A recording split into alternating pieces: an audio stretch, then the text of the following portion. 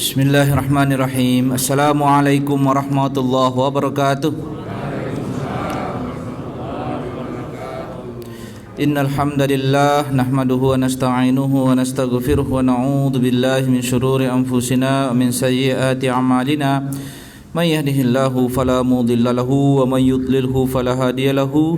Asyhadu an la ilaha illallah wahdahu la syarika lahu wa asyhadu anna Muhammadan 'abduhu wa rasuluhu la nabiyya ba'dahu. Allahumma salli wa sallim wa barik ala nabiyyina Muhammadin wa ala alihi wa sahbihi wa mawalahu amma ba'd. InsyaAllah kita bersama-sama berniat talabul ilmi, memanfaatkan saat menjelang waktu Isya nanti. Kita semoga di sisi Allah tercatat sebagai orang-orang yang menjalani sebuah proses talabul ilmi, berharap apa yang dijanjikan Nabi Muhammad SAW dalam hadis, man salaka tariqan yaltamisu fi ilman sahalallahu lahu bihi tariqan ilal jannah. Siapapun yang menjalani sebuah proses menuntut ilmu, maka akan Allah mudahkan baginya dengan itu jalan menuju surga. Dan juga hadis yang diberitakan Nabi Muhammad SAW, apabila ada orang berkumpul di rumah-rumah Allah dan mereka mempelajari kalamullah, mengingat Allah, maka akan Allah turunkan kepada mereka sakinah, dan Allah turunkan juga kepada mereka para malaikat yang menunggui mereka sampai majelis itu berakhir. Kita dalam tadabbur surah An-Nisa. Bulan yang lalu kita sudah selesaikan ayat yang memberi informasi kepada kita umat Nabi Muhammad ini diberi keringanan hukum untuk menikah dengan perempuan dalam status budak, tapi dengan syarat dia adalah pengikut Nabi Muhammad SAW, yaitu dia muslimah. Kalau tidak muslimah, tidak. Itu di ayat 25 dari surat An-Nisa. Ayat 25 ini juga berisi informasi bahwa ya standar minimal tujuan menikah adalah menghindari perbuatan zina. Artinya hubungan yang halal itu adalah salah satu tujuan utama dari menikah. Dan di ayat 26 Allah menegaskan bahwa Allah menghendaki syariat yang dibebankan kepada pengikut Nabi Muhammad ini adalah syariat yang mudah. Ya, mudah dalam makna kalau ada selama ini sebelum ayat ini diturunkan berjalan hidup dan cara hidup orang-orang itu salah, Allah akan ampuni itu, Allah maafkan itu. Di ayat 27 Allah menegaskan kembali dengan kata wallahu yuridu ayyatub alaikum, Allah mengampuni kalian. Artinya kalau siapapun yang bersalah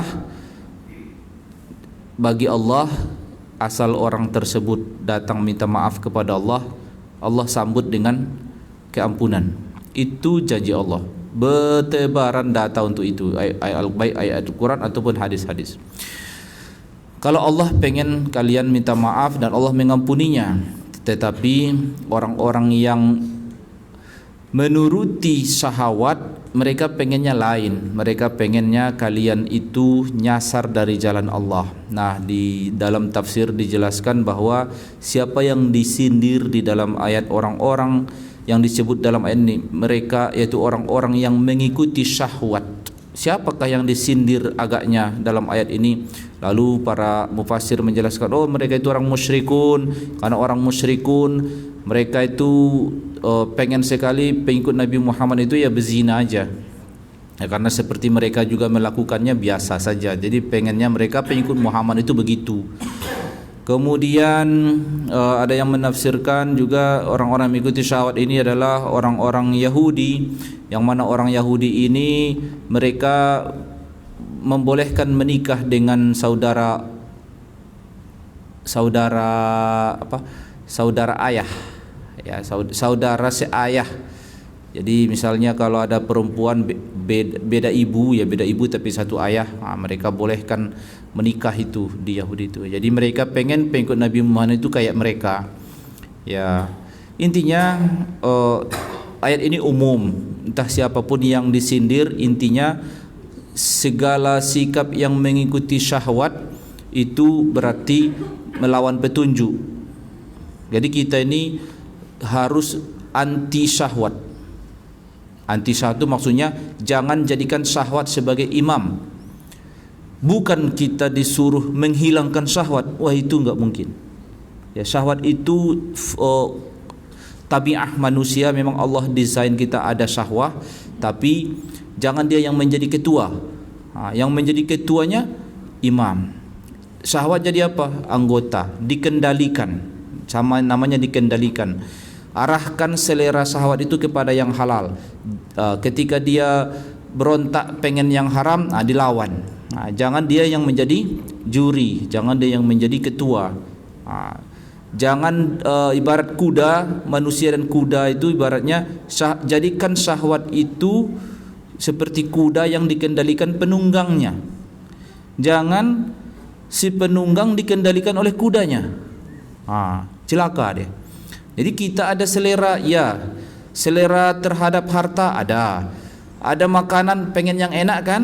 Enggak pengen yang tidak enak. Terus ya arahkan, cari yang halal. Jangan nanti ngejar yang enak, yang haram pun diembatnya misalnya kan gitu. Mencari pasangan juga begitu, ya kan? Ada yang cantik, selera enggak kita? Yalah, cantik, bagus gitu kan? Selera. Dosa enggak selera itu? Enggak. Tapi kalau dia istri orang, jangan paksakan, ya. Tunggu jandanya kata si bapak. Aduh. Jadi selera itu adalah kita diuji oleh Allah. Itu jadi adanya syahwat ini dalam diri manusia sebagai apa? Ya, syahwat itu sebagai batu ujian lah. Kasih ujian terus setiap hari kita. Sudah pernah saya kasih ilustrasikan antara syahwat dan akal sehat itu kan. Udah jelas dia sakit, kata dokter jangan makan kolesterol lagi, katanya kan. Selera itu. Akal sehat bilang ini bahaya, organ tubuh bapak nggak bisa mencerna lagi, udah bahaya kalau bapak nggak mau juga. Nah coba dia berjuang melawan selera, karena udah biasa dia makan sop kambing, enak pula sate kambing yang ada lemaknya gitu kan, enak ya. Selama dia usia 30 tahun 40 tahun mantap, nggak ada masalah. Udah usia 50 tahun mulai ya gampang kedinginan padahal AC-nya nggak dingin gitu kan, masalah. Nah minta nasihat nama dokter, dikasih dokter arahan begini pak, bapak nggak bisa lagi banyak makan. Selera. Akhirnya kalau orang ini tetap juga menuruti seleranya, berarti dia ibarat kuda yang dikendalikan oleh kudanya. Dia seharusnya mengendalikan kuda, malah dia dikendalikan oleh kuda. Celaka enggak? Celaka. Ya kasihan sih. Iya kalau dia cepat mati, selesai derita dia. Kalau enggak mati-mati, na'udzubillah min zalik ya Allah. Ya itulah, kadang Allah mengarahkan kita itu, syahwat itu begitulah, hebat dia. Kita perlu latihan itu ya. Salah satunya kita ditagih latihan wajib sebulan Ramadan. Latihan wajib itu. Itu latihan wajib itu. Latihan sunatnya niat meniru Nabi Muhammad Senin, Kamis, Ayyamul Bid dan lain-lain. Ya. Kemudian ayat 28, Allah yuridullah ayyukhaffifa ankum wa khuliqal insanu dha'ifa.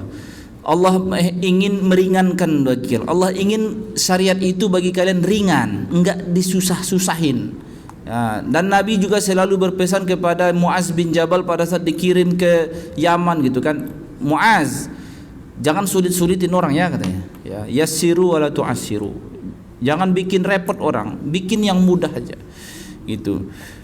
Kemudian di ujung ayat itu disebut wa khuliqal insanu dha'ifa, diciptakanlah manusia ini dalam keadaan lemah. Jadi manusia ini lemah memang. Allah bikin begitu pernyataan lemah. Lalu para ahli tafsir mengurai lemah apa nih yang dimaksud nih.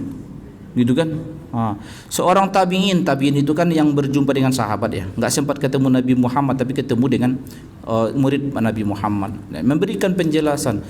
Ini lemah di hadapan perempuan katanya. Perempuan yang jadi al-insan yang dimaksud di sini ternyata ditafsirkannya apa? Para laki-laki. Jadi diuraikan oleh para ulama, ini sindiran buat laki-laki. Laki-laki ini punya titik lemah di hadapan perempuan. Itu pula. Jadi itu masalahnya. Jadi oleh karena itu diuraikan juga hubungan ayat 28 ini dengan ayat sebelumnya, yang mana karena lemahnya lah laki-laki ini pada umumnya. Jangan misalnya harus perempuan merdeka, harus menyiapkan mahar yang mahal. Kalau laki-laki itu nggak punya duit, sementara hasrat kan nggak kenal duit. Nah, datanglah syariat yang tadi, ya udah boleh sama budak juga nggak apa-apa. Ya, budak yang beriman. Karena menenggang apa nih? Menenggang laki-laki ini ada titik lemahnya di bagian itu, kata Tawus dan Mujahid. Ya, Tawus dan Mujahid ini adalah tabi'in, ya, memberikan tafsir terhadap wa khuliqal insanu dha'ifa, ya dhaif di situ. Tapi secara umum ya kita ini lemah memang. Al insan secara umum, walaupun enggak dimaksud di sini hanya laki-laki, ya, secara keseluruhan kita manusia ini lemah. Nah, sehingga syariat yang Allah berikan kepada kita ini syariat yang ringan, insyaallah ringan. Itulah sampai ayat 28. Nah, ayat 29 ini berpindah pembicaraan. Jadi udah cerita kawin, udah cerita, kalau kita urut dari awal kan, cerita ayat 1 An-Nisa ya secara umum lah kan, bertakwa kepada Allah, jaga hubungan antar manusia, ya kan, satu, hubungan kasih sayanglah dasar hubungan kalian sama manusia. Ayat kedua, dalam rangka melestarikan hubungan kasih sayang itu sama anak yatim, jangan semena-mena, hartanya jangan dimakan, amankan hartanya, jangan campur, apa kau ganti pun enggak boleh. Itu ayat 2. Ayat 3 terkait masalah anak yatim perempuan. Kalaupun memang halal kau nikahi, kau yang membesarkan dia, kalau toh kau nikahi kasih maharnya, jangan tak kau kasih maharnya. Kalau kau kasih maharnya berarti kau perlakukan anak yatim perempuan itu dengan tidak adil. Daripada kau perlakukan mereka begitu, bagus kau nikah yang lain aja, yang bukan yatim. Terserah kau lah, mau 2, mau 3, mau 4, sampai di situ saja. Nah, tapi kalaupun misalnya istrimu sudah 2 atau 3, kalau kamu rada-rada nggak bisa adil, 1 saja. Karena beristri 1 itu potensinya jauh dari kezaliman gitu. Terus perempuan yang kau nikah itu ayat 3, ayat 4. Perempuan yang kau nikah itu kasih maharnya. Kalau seandainya sudah nikah kalian, udah milik dia mahar itu, lalu dia lihat kau nggak ada duit, kasihan dia lihat kau, dikasihnya kau dari mahar yang kau kasih kemarin, terima, halal, nggak apa-apa. Tapi dengan senang hati dia kasihnya, jangan kau tekan. Kalau kau kasih cerai kita, jangan gitu. Itu namanya nggak dengan senang hati dia ngasihnya, gitu kan? Nah, dengan senang hati dia kasih, terima. Nah, untuk orang-orang yang tidak bisa cakap mengelola harta, jangan biarkan mereka mengelola hartanya. Entah dia anak yatim, entah dia siapapun, bahkan istrimu pun, kalau dia nggak cakap mengelola harta, nggak pandai dia mengelola harta, belanja mulu kerjanya, misalnya kan, awasi duitnya. Misalnya bisa juga ayat itu berlaku, ayat 4 itu, ayat 5 itu, ayat 5, ayat 6 khusus mengarahkan anak yatim kan. Anak yatim ni besarkan, didik dia sampai dia matang, sampai dia bisa ke usia menikah, dia bisa mengelola harta sendiri, bisa membelanjai orang lain. Kalau dah itu serahkan hartanya yang ditinggalkan bapaknya. Kalau masih kau serahkan kita, hadirkan saksi 2 orang. Itu ayat 6. Ayat 7 mulai berpindah ayat ke tentang cerita tentang mukaddimah warisan, bahwa orang ini kalau ada ayah dan ibu dia meninggal atau saudara dia meninggal, ada jatah waris dia yang sudah ditentukan. Ada yang dapat banyak, ada yang dapat dikit. Itu ayat permulaan tentang waris. Kalau kalian mau bagi-bagi warisan, ya ada orang yang enggak dapat warisan antara keluarga kalian, ya janganlah biarkan mereka gigit jari, kasihlah sedikit. Itu ada ayat lanjutannya kan. Kemudian kalian yang bapak-bapak ini yang punya anak, ya baiknya sih janganlah kalian biarkan anak keturunan kalian tinggal dalam keadaan lemah. Baguslah kalian cari nafkah, rencanakan keuangan, itu enggak dosa, bukan berlawanan dengan konteks tawakal itu ya. Meninggalkan beberapa aset untuk nanti dinikmati oleh anak, itu boleh, itu syar'i menurut ayat 9 dari surat An-Nisa. Kemudian ancaman di ayat surat 10, ya hati-hati kalian sama harta anak yatim. Jangan sekali-kali kalian menguasai dan menikmati harta anak yatim itu dengan motif kezaliman. Ancamannya ngeri.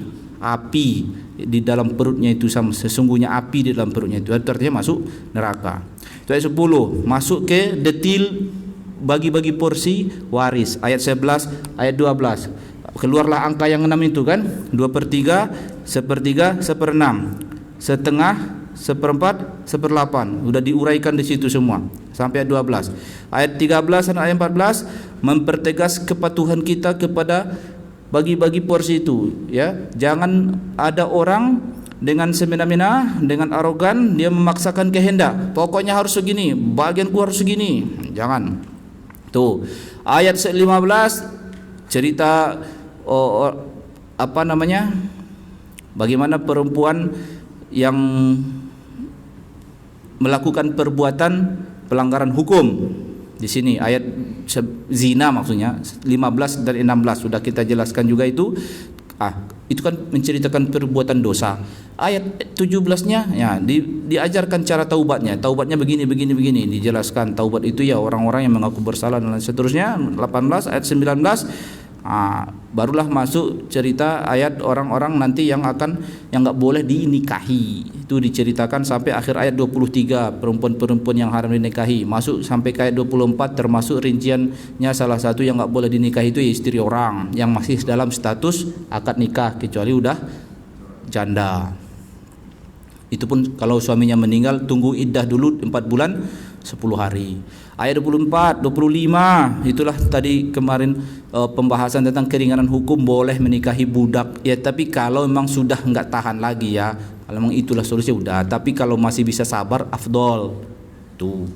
Udah sampai ayat. Nah, sekarang masuk ya ayyuhalladzina amanu la taqulu amwalakum bainakum bil batili illa an takuna tijaratan an taradin minkum wa la taqtulu anfusakum innallaha kana bikum rahima wa man yaf'al dhalika udwanan wa zulman fasawfa nuslihi nara wa kana dhalika 'ala Allah yasira. Ini dua ayat ini berpindah ayat ke cerita teguran buat kita, awas. Namanya cari duit, namanya harta, ini menggoda. Dari kemarin-kemarin dari cerita harta kan, mahar cerita harta kan, warisan cerita harta, gitu. Ini ada masalah di harta ini udah diingatkan di ayat 29 ini. Diingatkan kenapa? Jangan sampai kalian memakan harta sesama kalian dengan cara batil. Nah, jadi ayat ulasan ayat ini ayat 29 An-Nisa. Inilah ayat-ayat yang wajib dihafal mahasiswa ekonomi syariah. Ayat-ayat yang wajib dihafal ini. Ini data landasan umum lah ya, pegangan dalam hal cari duit gitu. Karena kita nih masalah harta nih ada pedomannya. Jadi uraiannya gimana ayat nih? Kalau kita menguraikan ayat itu diulas satu-satu. Ya ayyuhalladzina amanu, hai orang yang beriman. Siapa itu? Ya kitalah, pengikut Nabi Muhammad. Enggak perlu dijelaskan panjang lebar lagi. Selesai masalah itu. La ta'kulu amwalakum, jangan kalian makan harta kalian. Nah, kita ulas dulu kata makan.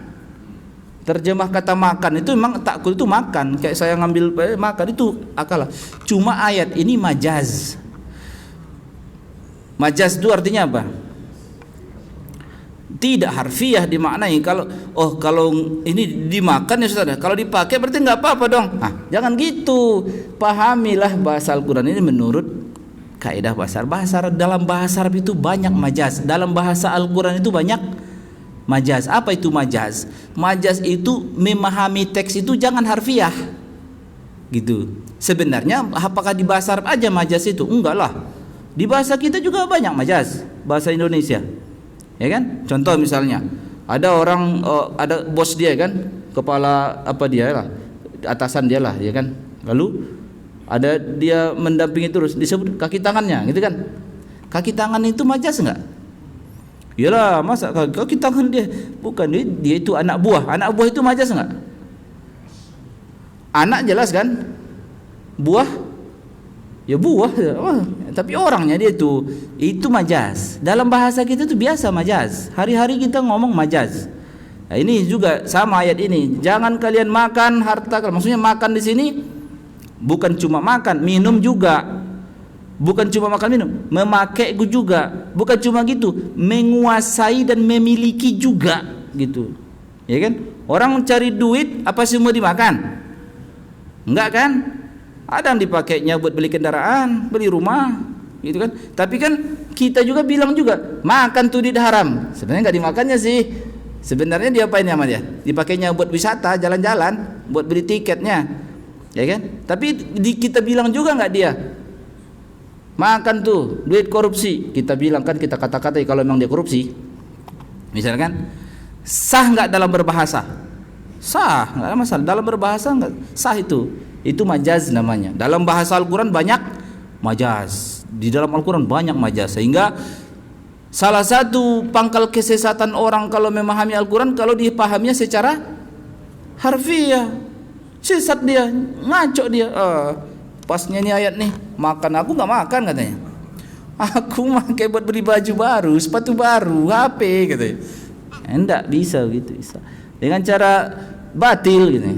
Enggak. Jadi jelas ayat ini udah, orang musyrik juga nggak bingung mereka ya nih, paham, orang kafir pun paham kok ayat ini gitu kan. Di zaman ayat ini turun, nggak mereka mempermasalahkan itu, tahu ngerti maksud ayat ini. Jadi nggak pernah juga kaum muslimin di awal-awal mempermasalahkan kenapa katanya makan ini, nggak pernah. Karena apa? Sekarang karena saking difahaminya, karena narasinya ini adalah majaz. Kemudian jangan kalian makan amwal. Amwal ini bentuk jamak dari kata mal. Mal itu artinya harta.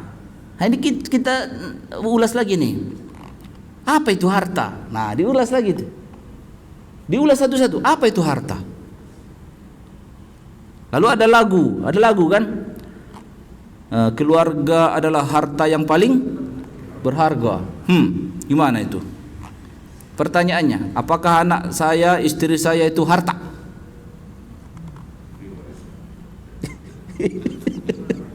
Gitu kan? Tapi kalimat lagunya begitu gitu. Keluarga adalah harta yang paling berharga.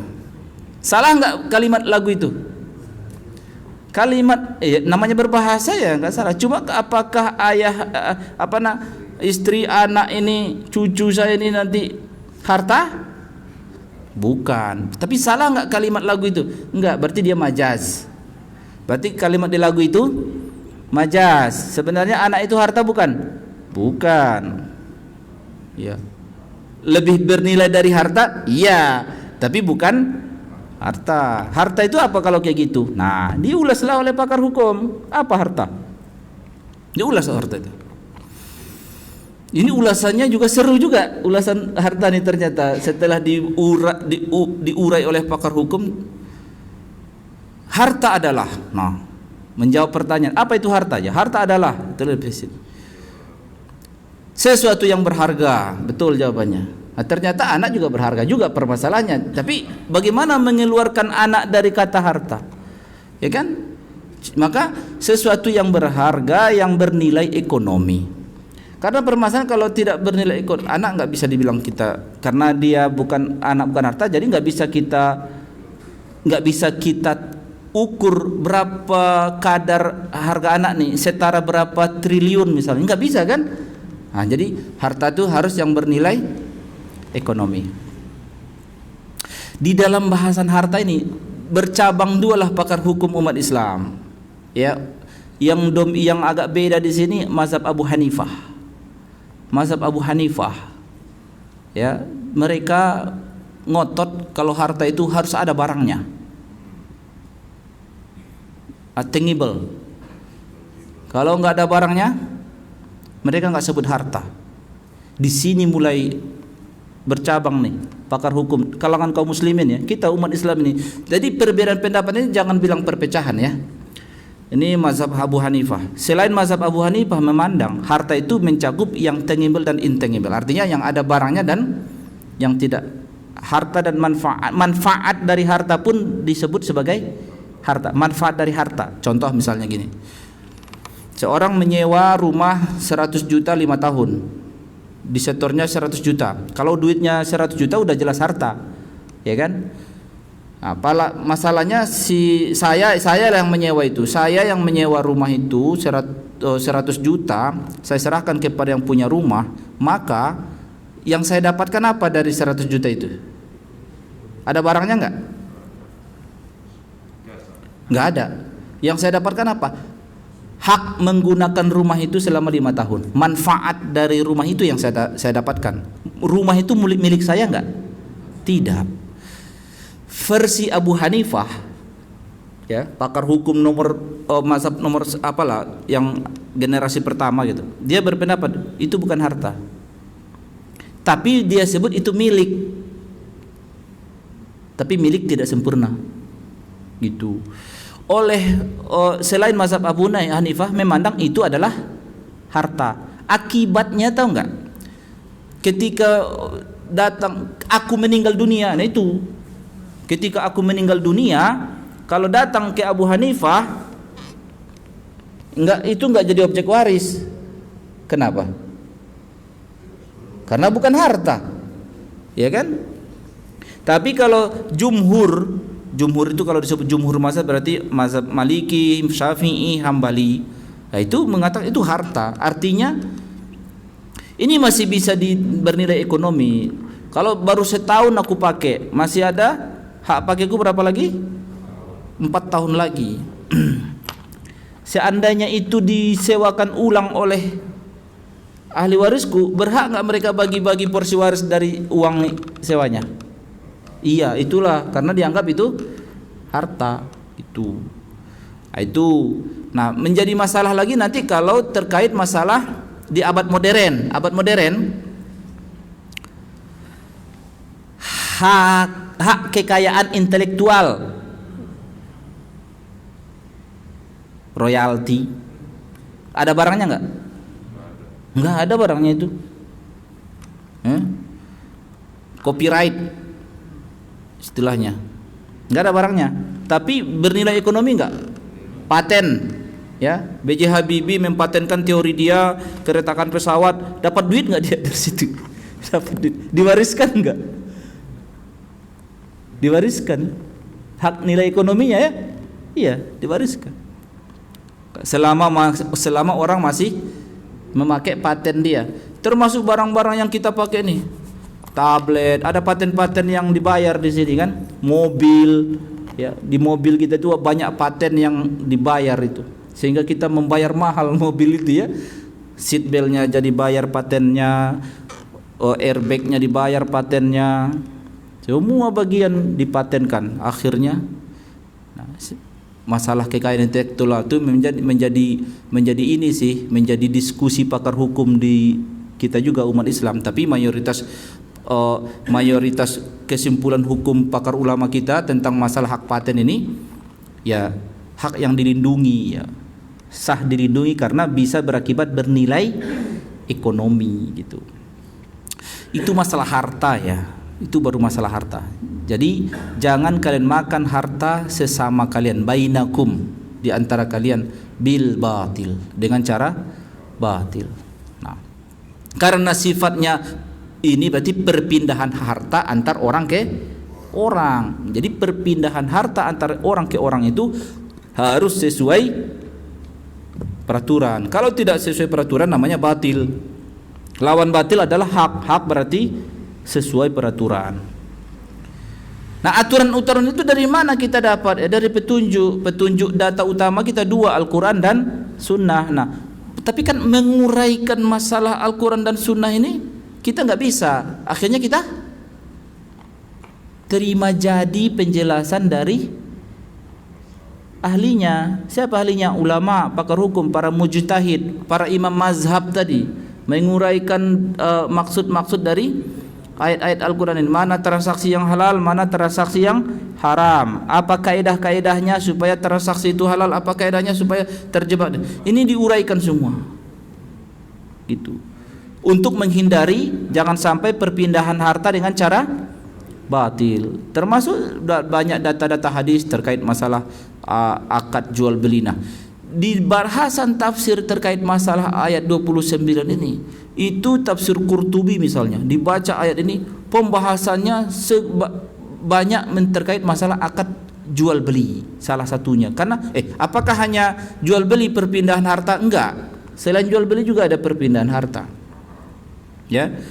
Jadi baru kita bahas di sini berarti bagaimana terjadinya kepemilikan terhadap harta. Nah, itu bahasanya. Bagaimana terjadi milik itu? Misalnya nih, ini kalau ditanya, ini tablet ini siapa yang punya? Siapa miliknya? Milik saya, Edi Chandra. Gimana ceritanya kok jadi miliknya? Tadinya kan Bulog milik, iya saya beli, akad jual beli, saya kan gitu. Nah, bagaimana model perpindahan harta itu, perpindahan kepemilikan antar orang? Nah, diuraikan dalam fikih ada beberapa kemungkinan terjadinya kepemilikan yang sifatnya kepemilikan sempurna lah dulu ya. Kepemilikan sempurna itu apa bedanya dengan kepemilikan tidak sempurna? Kalau kepemilikan sempurna kita miliki zat dan manfaatnya. Seperti saya memiliki rumah itu saya yang punya, menggunakannya juga saya. Jadi milik sempurna namanya itu. Kalau saya nyewa, berarti yang saya miliki cuma manfaatnya, barangnya orang yang menyewakan yang punya. Kalau saya dipinjamin sesuatu, dipinjamin kendaraan, dipinjamin motor, saya punya sesuatu dari pinjaman motor itu, manfaatnya yang punya motor tetap yang punya. Nah, berarti itu milik tidak sempurna. Tapi kalau aku beli motor, aku beli sah transaksinya dan aku memilikinya, aku menggunakannya, itu berarti milik sempurna. Bagaimana sebab-sebab terjadinya kepemilikan sempurna? Pertama, menguasai barang yang belum ada yang punya. Bisa. Seperti apa? Ada harta yang belum ada yang punya, terus kita kuasai. Contoh, kalau zaman dulu lahan di Sumatera itu masih luas ya. Jadi buka lahan dia, nggak ada yang punya lahan tuh, nggak ada tuannya, dibukanya, dipagarinya, nanam. Halal itu halal, nggak ada yang punya, gitu. Nggak ada orang bisa ke sana, di bukit-bukit sana, jadi ya dibukanya lahan, dipagarnya, dipakainya, ya. Karena hak tanah ini kan digunakan, ya kan? Dipakainya berjutaan. Jadi dihubungkanlah kepemilikan tanah itu kepada dia yang ngurus itu. Belum ada lagi negara ini udah ada aturan itu kan gitu. Nah, belakangan negara bilang itu aku yang punya, kata negara. Sebenarnya negara itu orang nggak sih? Enggak juga. Sebenarnya maksudnya itu supaya dia mengaturnya. Sebenarnya bukan juga negara itu sebuah personal, enggak. Kalaupun katanya tanah negara, ujung-ujungnya buat siapa sih? Rakyat juga. Jadi ada lahan yang tidak ada yang punya. Ya, hukum pertanahan kita kayaknya juga gitu deh. Ya, siapa yang secara de facto dia mengurus tanah itu, ya udah berarti dia yang punya gitu. Itu ihyaul mawad istilahnya.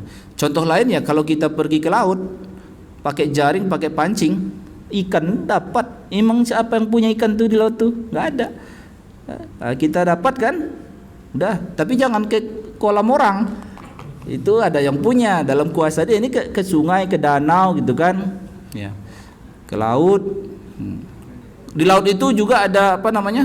Ada jaring-jaring orang, tambak-tambak orang, jangan ke situ gitu kan. Nah, yang lepas lah. Nah, dapat banyak, halal tuh, halal. Menjadi milik dia, ya dihubungkan kepemilikan ke dia. Itu. Jadi menguasai harta yang tadinya tidak ada yang punya. Kemudian perpindahan harta berikutnya ya perpindahan gratis.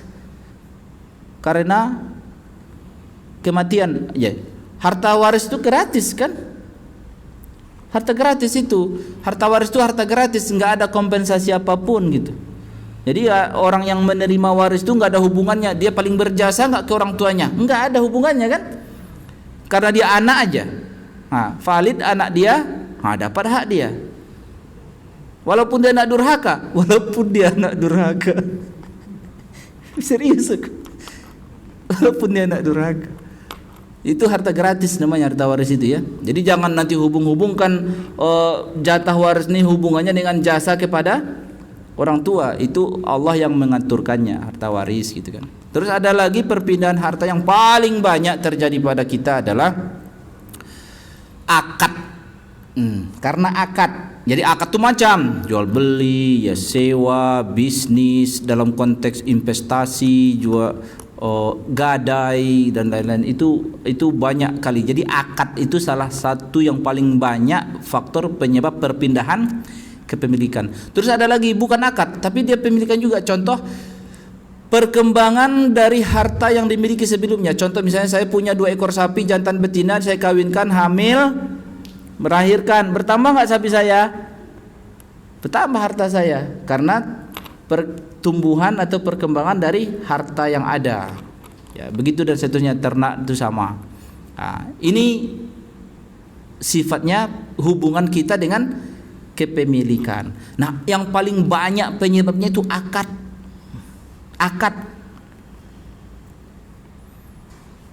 Akad itu termasuk di situ hibah, ya, termasuk di situ nafkah. Ya, kalau kita kepada istri kan itu model perpindahan harta itu perpindahan kepemilikan itu.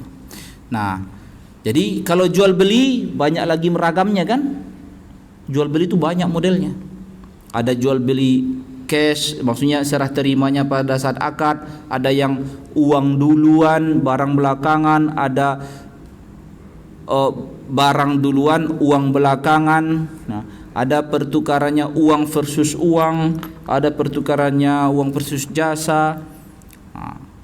Nah, masuk lagi ke lebih dalam lagi, kepemilikan bersama seperti perusahaan, ya, adanya kongsi, ya, saham, hak milik yang ya itu semua akad, sifatnya akad gitu.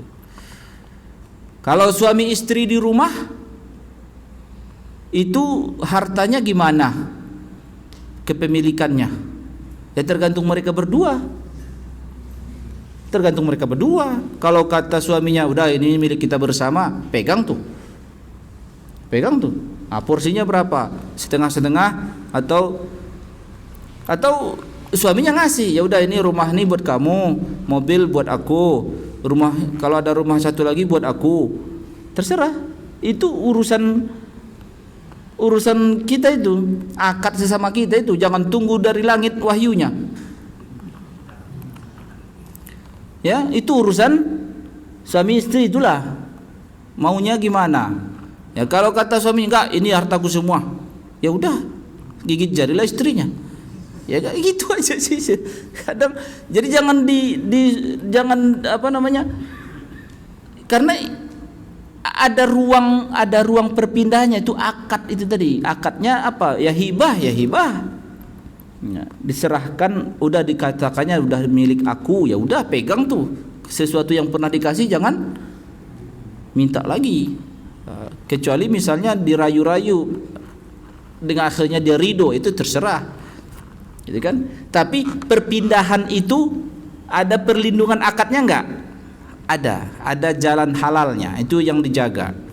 Nah, kalau sesama suami istri ya itu tadi, kebanyakan ya kita di Indonesia ini kebanyakan ya keluarga itu hubungan kepemilikan aset yang dimiliki mereka itu karena nggak pernah ngomong-ngomong, ya nggak pernah biasa kan gitu, nggak pernah ngomong-ngomong, pokoknya mulai hidup dari nol, dari susah tiba-tiba jadi sukses, banyak harta. Setelah banyak baru ngomong, ini punya siapa? Nah, itu seharusnya dari awal ngomong aja, gitu kan? Nah, rumah ini punya milik kau, kata suaminya, aman buat perempuan tuh, nah, ya kan? Aman dia, jaga-jaga hubungan baiklah, kalau nggak diusirnya nanti kan gitu. Bisa begitu kan gitu. Pokoknya gimana damainya lah, itu urusan sama kita, itu urusan syarikah. Jadi namanya syarikah. Syarikah ini artinya kepemilikan bersama gitu, syarikah. Kita terjemahkan dengan kongsi milik bersama. Itu bisa. Kayak perusahaan juga sama kan. Cuma bisa ditentukan porsinya enggak? 50-50, terserah gimana damainya. Gitu kan? Kalau mau model syarikah.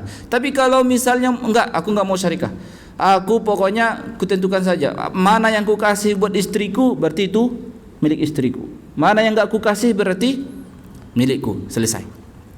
Bisa begitu? Karena istrinya tidak bekerja. Kalau istrinya berpenghasilan, ya kan harta dia.